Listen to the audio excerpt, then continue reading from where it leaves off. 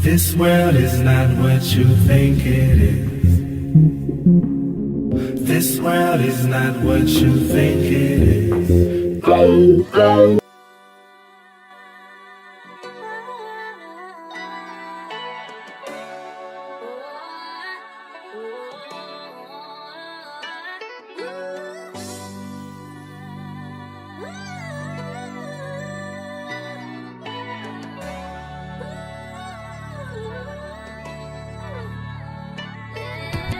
Days after days, pseudoscience just a big charade, making theories they just can't explain, on philosophically biased claims. Days after days, we break away just like a renegade, so pay attention, gonna get a grade. With school and globus till they all awake. School and globus with diplomas and a chip on the shoulder. Debate is over, mind is sober, solar system disclosure. Can't go back once you heard the facts. We make a pact, never take the vax. School and ballers and the followers that give them the dollars. They try to holler in the chat that you're a fraud, not a scholar. They hating y'all, that's why they attack. The earth is flat no matter how much they laugh. Days after days, pseudoscience just a big charade, making theories they just can't explain, on philosophically biased claims. Days after days, we break away just like a renegade, so pay attention, gonna get a grade. With school and globus till they all away.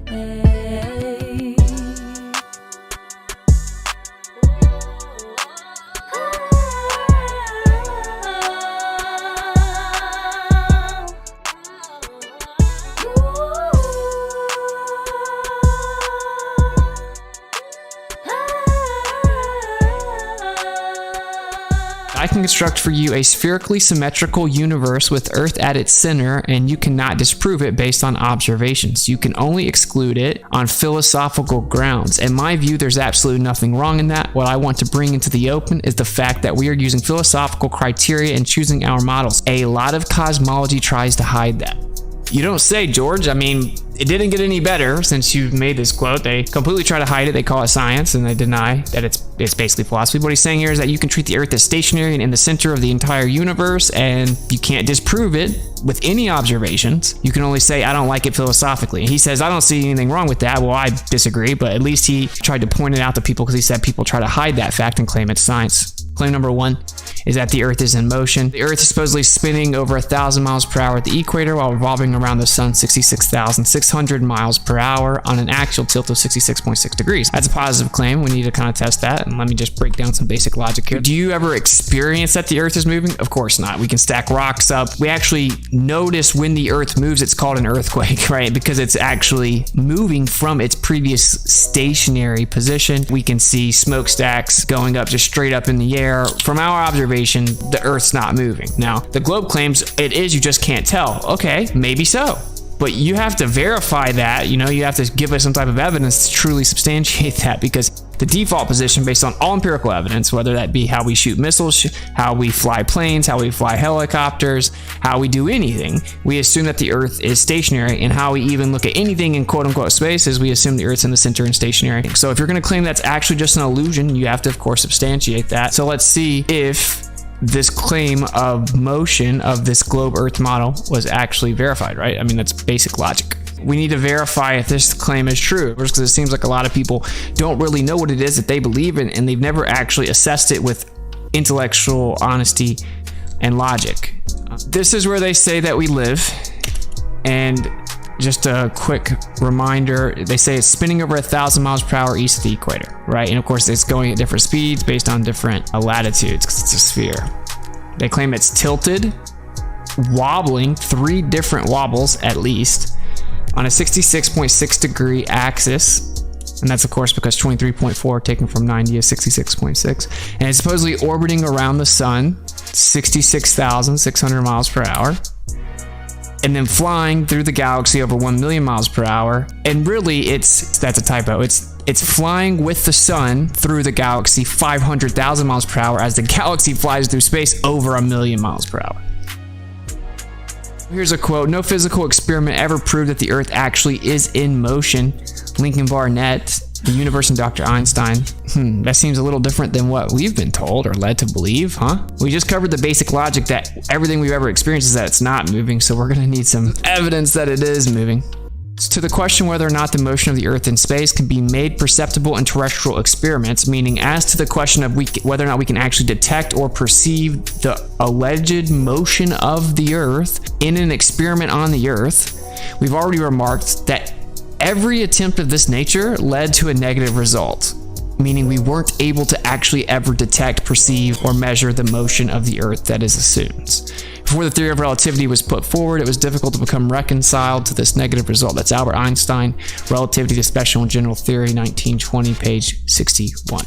He then explains that the struggle so violent way back in the day between Ptolemy and Copernicus would really be meaningless because either coordinate system could be used with equal justification. I, of course, challenge him on that. You have to verify the validity or justification for the idea that it's moving. We know that the stationary Earth can be used with justification because that's how we use the Earth for everything. This is a hostile witness, and he says the two sentences, quote, "The sun is at rest and the Earth moves," or "the sun moves and the Earth is at rest," would simply mean two different conventions concerning two different coordinate systems. Albert Einstein and The Evolution of Physics, 1938. Of course, relativity is still used to this day as the glue for this entire claim that we're flying through space and just can't tell. So he says, while I was thinking about this problem in my student years, I came to the result of Michelson-Morley experiment. Soon I came to the conclusion that our idea about the motion of the Earth with respect to the ether is incorrect. If we admit Michelson's null result as a fact, this was the first path which led me to the special theory of relativity. Since then, I've come to believe that the motion of the Earth cannot be detected by any optical experiment, though the Earth is revolving around the sun in the context of Michelson-Morley, and using the word optics, that would be utilizing light, which is the most precise form of measurement that we have to this day. You can use laser interferometry to very precisely measure motion.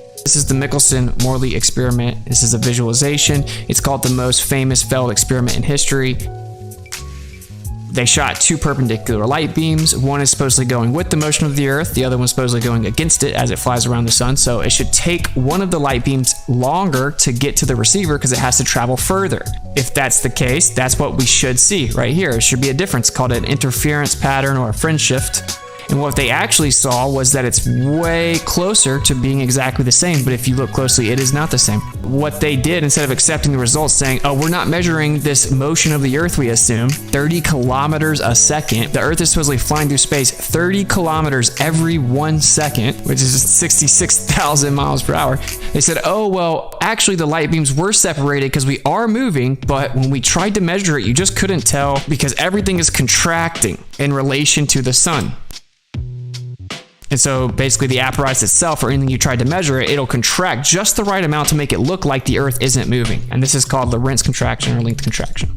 The problem which now faced science was considerable, for there seemed to be only three alternatives. The first was that the Earth was standing still, which meant scuttling the whole Copernican theory and was unthinkable. So he's covering a Michelson-Morley experiment here. He said they only had a few alternatives. First of which was, oh, the Earth isn't moving. The Copernican theory is that we are flying around the sun. And that was unthinkable. So what the evidence actually shows us is unthinkable. That goes back to how this is philosophy, not science. We still need actual evidence. This is Sir Arthur Eddington, a very famous physicist. The Michelson-Morley experiment has thus failed to detect our motion through the ether because the effect looked for, the delay of one of the light waves, is exactly compensated by an automatic contraction of the matter forming the apparatus. Sir Arthur Eddington, Space-Time and Gravitation, page 20. This is Einstein saying in 1921. Dayton Miller, who he's talking about, he just replicated the Michelson-Morley experiment over and over and over.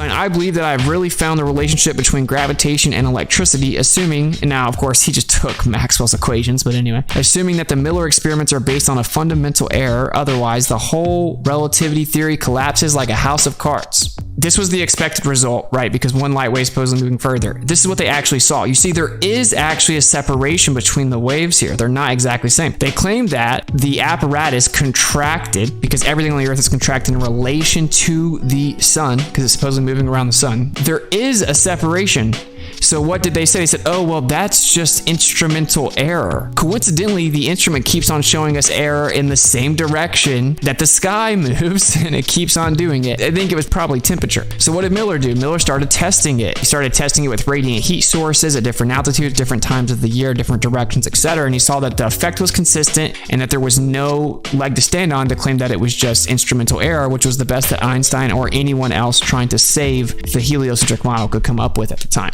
4 years later in 25, he says, my opinion about Miller's experiments is the following. Should the positive result be confirmed, then the special theory of relativity, and with it the general theory of relativity, in its current form would be invalid. Then he's got Latin for experiment reigns supreme. Experiment is the supreme judge. Only the equivalence of inertia and gravitation would remain, however. They would have to lead to a significantly different theory. We've replicated it many times since then, and you have all these different tests that show that that effect is very real, meaning that there is a friendship, meaning that the light goes faster in the same direction that the sky moves. Everything moves east to west. If you shoot light in that direction, it goes a little bit faster. So now if we go back and we take Einstein for what he said, not only does evidence show that the Earth's not moving, not only is there no way to actually detect, measure, or observe that the Earth is allegedly moving, but the entire theory proposed to save the heliocentric model and claim it was an illusion that we're not moving has to be thrown out according to the person who came up with it. Again, from none other than Einstein. But when I was a student, I saw that experiments of this kind had already been made, in particular by your compatriot Michelson. He proved that one does not notice anything on Earth that it moves, but that everything takes place on Earth as if the Earth is in a state of rest. What they've had to do now is they've had to start updating and revising the argument. So, flat earthers are so stupid that they're constantly having to update their model in response to our arguments, in response to our evidence. What they say now is, oh, they didn't claim that it actually contracted. They absolutely did. I just showed you that. You can go read Einstein's paper. I've read it. He specifically says, oh, we see that Lorentz contraction is correct. It's just interpreted different through relativity. And there was a contraction exactly the right amount to compensate for the missing time difference or the difference in the light waves. So they now say, oh, he doesn't really mean contraction. Doesn't say that. It has nothing to do with that. That's a lie.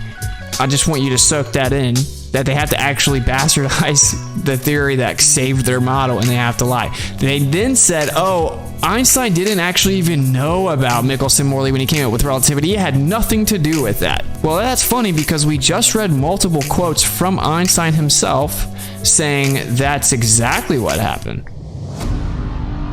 We have been taught, contrary to all common sense and experience, that the seemingly motionless, flat Earth beneath our feet is actually a massive moving ball spinning through space at over 1,000 miles per hour, wobbling and tilting 23.5 degrees on its vertical axis while orbiting the sun at a blinding 67,000 miles per hour in concert with the entire solar system, spiraling 500,000 miles per hour around the Milky Way and careening across the expanding universe away from the Big Bang at an incredible 670 million miles per hour. But that you feel and experience none of it. Quoting Alan Dames, if the government or NASA had said to you that the Earth is stationary, imagine that. And then imagine we are trying to convince people that no, it's not stationary. It's moving forward at 32 times rifle bullet speed and spinning at 1,000 miles per hour. We would be laughed at. We would have so many people telling us, you're crazy, the Earth's not moving. We would be ridiculed for having no scientific backing for this convoluted moving Earth theory. And not only that, but then people would say, oh, then how do you explain a fixed calm atmosphere and the sun's observable movement? How do you explain that? Imagine saying to people, no, the atmosphere is moving also, but is somehow magically velcroed to the moving Earth. The reason is not simply because the Earth is stationary. So what we are actually doing is what makes sense. We are saying that the moving Earth theory is nonsense. The stationary Earth theory makes sense, and we are being ridiculed. You've got to picture it being the other way around to realize just how ridiculous the situation is. This theory from the government and NASA that the Earth is rotating and orbiting and leaning over and wobbling is absolute nonsense, and yet people are clinging to it tightly like a teddy bear. They just can't bring themselves to face the possibility that the Earth is stationary, though all evidence shows it. We feel no movement, the atmosphere hasn't been blown away, we see the sun move from east to west. Everything can be explained by a motionless Earth without bringing in all these assumptions to cover up previous assumptions gone bad. Claim number 2 is that the Earth is a sphere with a radius value of 3,959 miles. Supposedly, the Earth is 25,000 miles in circumference, 24,901 to be specific. And the distance from the center of this sphere to the edge is roughly 4,000 miles. It's a very specific size sphere that's supposedly tilted, wobbling, and spinning, flying through space. So we can test that claim. Just like we tested the claim of the Earth is moving, we can test the claim of the shape. The globe Earth model makes very specific dimension claims. If these dimensions are falsified, the entire model is falsified. So there's a depiction to show you, of course, what a radius is. Everything uses this R value, this radius value. Gravity, day and night cycle, the distance to the sun and the moon, supposedly how they go to space. They need a radius of orbit. You need a distance from the center to the surface of the Earth and the distance from the surface up to where they supposedly are in orbit to get your radius of orbit. If this value is not true, the entire model is immediately falsified, even distances to places on the Earth, etc. Everything about it. It boils down to this number. If you're actually seeking the truth, you would immediately go and examine this number. The horizon is merely an apparent location. The horizon is defined as where the sky appears to meet the ground. Sky ramps down to the eye level, converging into the horizontal vanishing line, or the horizon, and that's of course where you get the word horizontal from. And then the ground's ramping up to eye level, converging into the horizontal vanishing line. And that vanishing line changes based on atmospheric conditions, so sometimes it's closer, sometimes it's further away, because there's more turbulence in the atmosphere, there's more density, there's different temperatures, there's different humidity, there's different obstruction. If the Earth is a sphere with a radius value of 3959, then that horizon is where that arrow meets the surface there. It's going to give you a physical horizon that's curving in all directions always. The horizon moves around, so we don't see an actual physical place or anything. We see an apparent place. The globe would claim, oh, there's an actual physical curve there that's causing the horizon, but since there's an atmosphere, it constantly moves around. You can never see the actual position. And just like you stand at the end of a long hallway or you look down a long street with street lights, you'll see that things above you look like they're converging down, things below you look like they're converging up, and they look like they converge into each other in the middle vanishing point. The horizon line is not physical. If you see the optical diffraction limit, and this is a mirroring zone here, you see where it looks like the boat is up floating in the air, but no, actually it's just the horizon is just optical, and it makes it look like the boat is actually mirrored here. And you can tell that we have a diffraction limit. We have a limit to how far we can see relative to optical angles and atmospheric conditions. If the Earth is a sphere, this is still true. So we have the definitions of plane surveying here. Below are 5 definitions from various civil engineering forums or textbooks and from Wikipedia, which specify that the Earth's alleged curvature is ignored for surveying projects to 260 square kilometers or approximately 100 square miles, or more specifically to assume the Earth is a flat plane. So if professional civil engineers and surveyors are trained to ignore over 20 meters or 66.6 feet of curvature at 100 square miles, at what point are they trained to factor the Earth's alleged curvature? No, an engineer? Plane surveying is a survey in which the Earth's surface is assumed to be a plane. The curvature of the Earth is ignored. And this is for all engineering, whether building bridges, building railways, building canals. We actually have to assume the Earth's a plane and completely neglect the notion of curvature to do engineering in the real world. We have something called specular reflections, and if you see like the mountains reflected on the body of water here, and we actually have observations from many dozens of miles away where you see really big mountains reflected off the water. If the surface is not flat, you cannot get a specular reflection. If you see here, there's just a little bit of disturbance in the water and you see that the image is being messed up. Now, if this water was actually bending convexly, you wouldn't be able to get a specular reflection. In order to get a specular reflection, the water has to be flat. And this is because if not, you'll have a diffused reflection. It'll scatter. You won't be able to get the actual specular reflection coming from the water, so from whatever the object is, to the water to you. Now, light doesn't actually travel, but we perceive it as if it does, and we're not going to digress. The reflection requires a flat surface to then give you a specular reflection. If it is sloping, bending convexly, or if it's concave, you're going to get major distortion. You cannot get an accurate specular reflection. We have long distance specular reflections on the Earth, all over the Earth, and that shows you that the Earth is a plane, that water is flat. If you go to like a circus and you have like the clown mirrors or whatever they're called, the reason they make you look so distorted is because they're curved. And since they're either curved convex or concave, it makes you look crazy. It gives you very distorted proportions. And here is the horizon, which is supposedly Earth curve, and we see just a time lapse of it throughout the day. We see it moves drastically, goes up and down. Now the Earth is not breathing in and out. It's not doing yoga and stretching. Of course, this is just an optical effect because the conditions are changing, and so it's causing the horizon to move around, because that's just the vanishing point, the convergence point, and it's changing based on the different conditions. It's just an apparent effect. It isn't any physical hump blocking things in the distance. Another thing that we have that shows that the Earth is not a globe is long distance laser tests. People will say is, oh, it's actually refracting and bending around the globe, perfectly matching the globe. In reality, what we've done is we've actually gone to the side, we viewed from the outside and showed that it's completely horizontal. Over 30 miles, you can tell that it's parallel with the body of water, completely horizontal. That's impossible. It should be blocked by Earth curvature. They say, oh, it's bending around the Earth curvature. Then how come when we go look at the laser from the outside, we see that it's completely horizontal? They just literally claim that everything's an illusion. Now, here's another problem with the globe Earth. If the Earth is a sphere, then it must be curving down and away from you in all directions. What that means is as you go higher, the Earth is going to be further and further away from you because it's going down and away from you, and you're now going up. Well, here's what actually happens when we go up in altitude on the Earth. You see where the starting line is, you see the horizon, and let's see what happens as we increase altitude.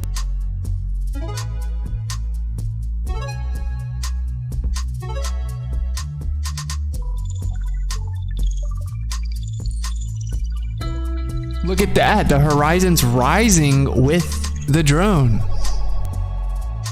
The globe would have to claim that its perspective, the horizon, if it's Earth curvature, should be dropping down and away from you. As I go higher above the Earth, it should go further and further down and away from me.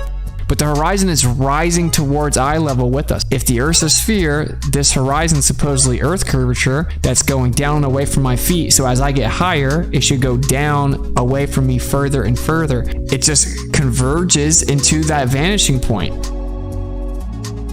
Another problem for the globe is long distance mirror flashes.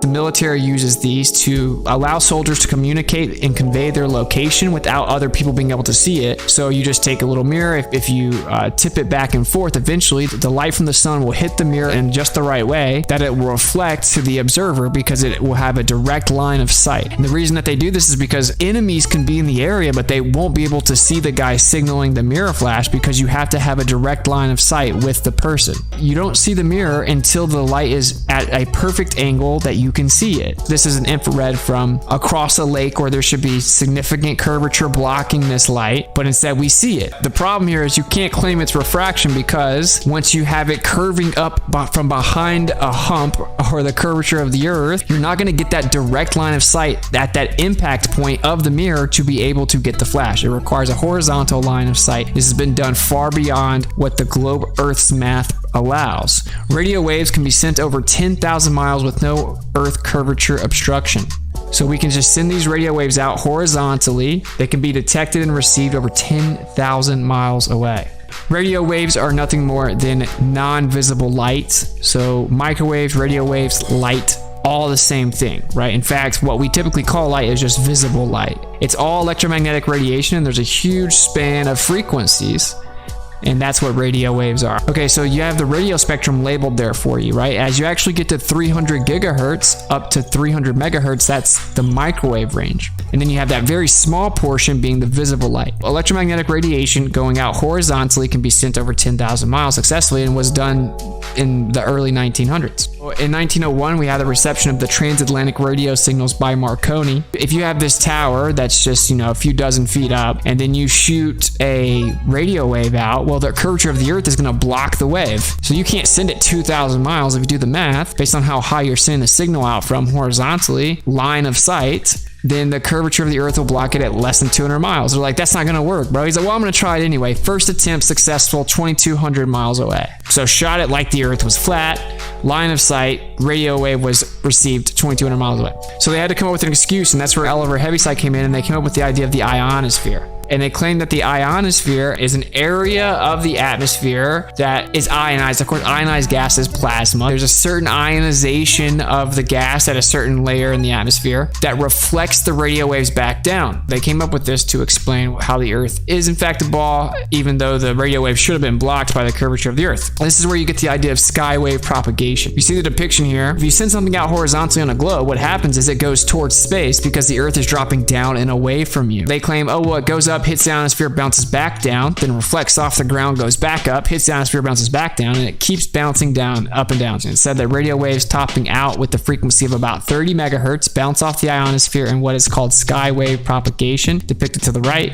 Very high frequency signals with frequencies above about 30 megahertz, quote, usually penetrate the ionosphere and are not returned to Earth's surface, and that's from an official source. This creates what is called a skip zone or a dead zone. So if you see the little triangles there, the area in between is where it couldn't be received. They say that the ionosphere tops out at 40 megahertz. If you have ionization and you send a radio wave, it'll reflect back to you if the radio wave is a lower frequency than the ionization. So say you have some plasma over here and the plasma is 40 megahertz. Well, if you send out a signal that's 40 megahertz or 39, so 40 and under, it'll reflect it back to you. If you send out a frequency that's 41 megahertz, it'll go right through it. So if it's a higher frequency, it penetrates directly through the ionization. And here I have, do microwaves bounce off the atmosphere? While lower frequency radio waves can follow the contours of the Earth and bounce off layers in the atmosphere, microwaves can only travel line of sight, typically limited to 30 to 40 miles on Earth's surface. Under normal ionospheric conditions, 40 megahertz is the highest frequency radio wave that can be reflected from the ionosphere. Well, here is the world record, a list of world record amateur radio transmissions. If you look all the way to the left, this is megahertz, it's the frequency. So we have all these above 106 megahertz. If you look a few columns over to the right, you're gonna have the distance in miles right here. And so we have 1,000 miles, 1,500 miles. We have all the way up to 2,500 miles. There was a 106 megahertz frequency radio wave sent 2,500 miles. Now these should be blocked at a couple hundred miles according to the globe Earth. Well, the problem here is, just like it says here, under normal ionospheric conditions, 40 megahertz is the highest frequency radio wave that can be reflected from the ionosphere. These are over 100 megahertz and happen all the time. This is not a rare occurrence. If the frequency is higher than 40 megahertz, it would penetrate directly through it, and in the globe paradigm, continue on to space. And here we have them, instead of going 200-300 miles maximum, we have them going 2,500 miles. That is direct physical refutation of the claim that the Earth is a sphere. You also have microwaves, and they have a significantly more narrow beam. There's such a higher frequency, they don't span out as much, and thus they have much smaller span of diffraction. We have microwaves depicted as orange and radio waves depicted as the gray one. You'll see you have the microwaves shooting out and then also the radio waves. This hill here is basically going to represent the curve of the Earth. If we send these radio waves out to the hill will block the radio waves because the hill is higher than the tower, right? But since the radio waves are spanning out so much wider, part of the radio waves will actually span out to above the hill, and then it'll go past the hill and then fill back in behind it. And this is called diffraction. The problem is the microwaves don't span out as much, so it can't get past the hill because it's not wide enough to even be diffracted around the hill. Microwaves travel by line of sight. Unlike lower frequency radio waves, they do not diffract around hills, follow the Earth's surface as ground waves, or reflect from the ionosphere. So terrestrial microwave communication links are limited by the visual horizon to about 40 miles. Now we have them much longer than that, and of course the horizon shouldn't just be visual, it should be a physical geometric place, which means we should be able to do the math and know exactly where the physical curve of the Earth is. Doesn't matter where we visually see it. The microwave frequency range lies between 300 megahertz, 300 gigahertz. Beyond 40 megahertz frequency doesn't get reflected back by the ionosphere. It can pass through the ionosphere due to the microwave frequencies are not suitable for ionospheric propagation. Well, here we have them going 50 to 250 miles with a 99.9% success rate of reliability. That's a problem because it can't just be, oh, it just randomly scatters and we get it. Well, no, the signal strength would have to drop down almost completely, which they don't, and you wouldn't have a 99.9% reliability.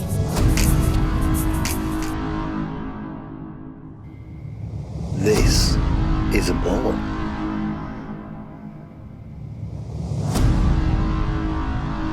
This is a bigger ball.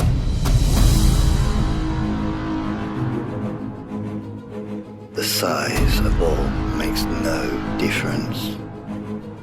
The geometric principles remain the same, no matter where you stand on a ball. Your horizon line will always be below eye level. This is a fundamental fact with no exceptions. On a ball, your horizon is a fixed point below eye level. It cannot rise. The higher you go, the farther you see. But the higher you go, the lower your horizon must be. And it can be demonstrated all day long.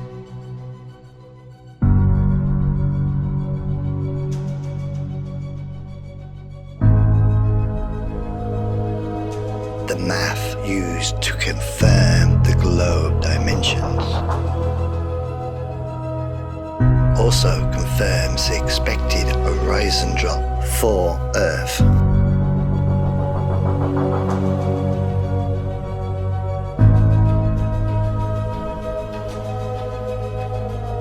So, when the math confirms what our common sense already tells us, and we see this at ground level, but we see this at 127,000 feet.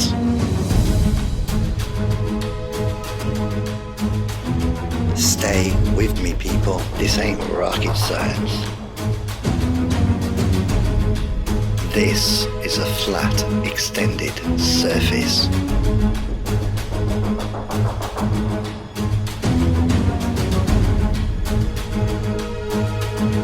So is this. And this.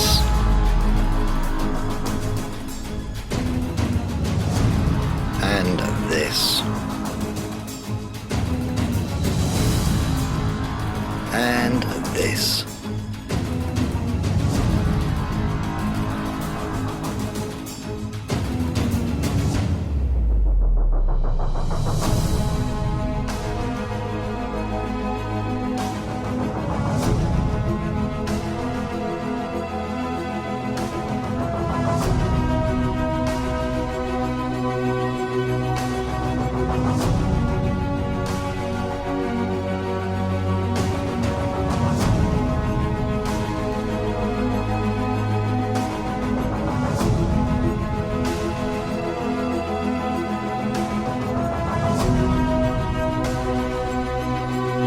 Infinite flat plane versus globe Earth.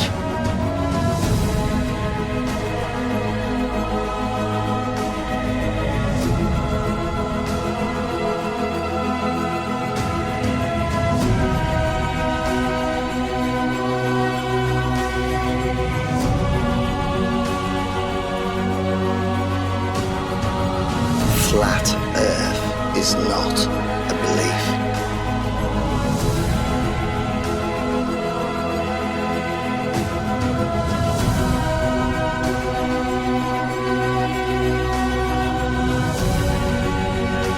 It's an observation.